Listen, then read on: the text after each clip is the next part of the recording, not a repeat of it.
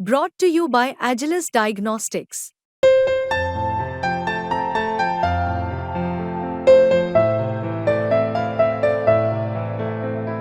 Agilus Diagnostics.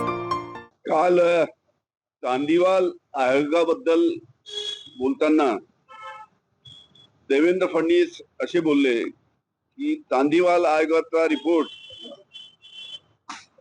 आमचं सरकार असताना आला होता.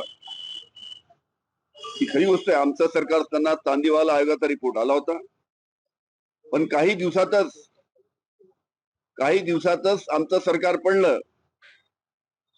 त्याच्यामुळे तो रिपोर्ट आमचं सरकार जाहीर करू शकलं नाही.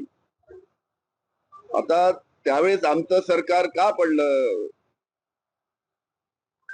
उद्धवजी ठाकरे यांचे त्यावेळेस 40 आमदार, एका आमदाराला 50 कोटी रुपये देवेंद्र फडणवीस यांनी देऊन फोडलेत.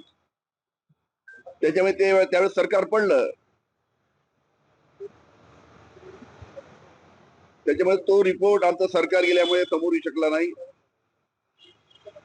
पण आता 2 वर्षापासून हा रिपोर्ट त्यांच्याकडे आहे. होम डिपार्टमेंटला हा चांदीवालचा रिपोर्ट पडलेला आहे. त्याच्यामुळे माझी त्यांना विनंती आहे की चांदीवाल जे हायकोर्ट जज चांदीवाल होते, त्यांनी जी 1400 पानाचा जो त्यांचा रिपोर्ट आहे, त्यांनी जी 11 महिने चौकशी केली, 11 महिने चौकशी केली, तो 1400 पानाचा रिपोर्ट न्यायमूर्ती चांदीवाल यांनी जो दिला होता, तो त्यांनी त्यांच्याकडे डिपार्टमेंटला आहे, देवेंद्र फडणवीस यांच्याकडे आहे, तो त्यांनी जनतेसमोर आणावा, एवढीच माझी त्यांना विनंती आहे. जनतेसमोर तो रिपोर्ट आणल्याने जनतेला माहित होईल की माझ्यावर जे आरोप त्यावेळेस करण्यात आले होते त्याच्या बाबतीत चौकशीमध्ये काय आढळलं. पण हा रिपोर्ट जनतेसमोर का आणत नाही याचं मला अतिशय आश्चर्य आहे. काल फडणवीस असं देखील म्हणाले की अनिल देशमुखांवर जो गुन्हा दाखल झाला तो सरकारनं केलेला नाहीये, तर हायकोर्टाच्या निर्देशावरून ते गुन्हे दाखल झाले. असं आहे, देवेंद्र फडणवीस यांनी अजून दुसरं खोटं काल बोललं. एक आपल्याला माहित आहे, त्यांनी बोलताना सांगितलं की परमवीर सिंग त्यांच्या काळामध्ये पोलीस आयुक्त होते. मी त्यावेळेस विरोधी पक्ष नेता होतो. मी कसं काय परमवीर सिंगला अनिल देशमुखावर आरोप करण्यासाठी सांगू शकतो, असं काल त्यांनी वक्तव्य केलं.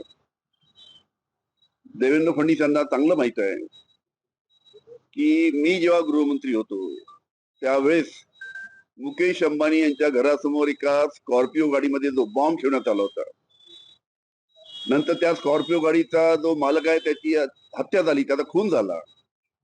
आणि या दोन्ही गुन्ह्यामध्ये परमवीर सिंग ते मुंबईचे पोलीस आयुक्त होते, ते मास्टरमाइंड होते.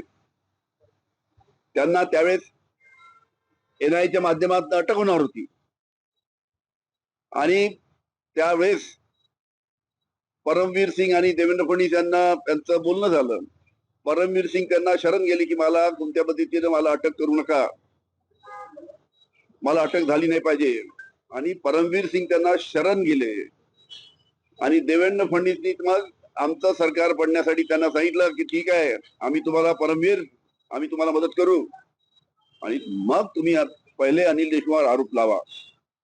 अशा पद्धतीने त्या परमवीर सिंग आणि देवेंद्र फडणवीसचं डील झालं होतं आणि म्हणून परमवीर सिंगनी माझ्यावर आरोप लावला.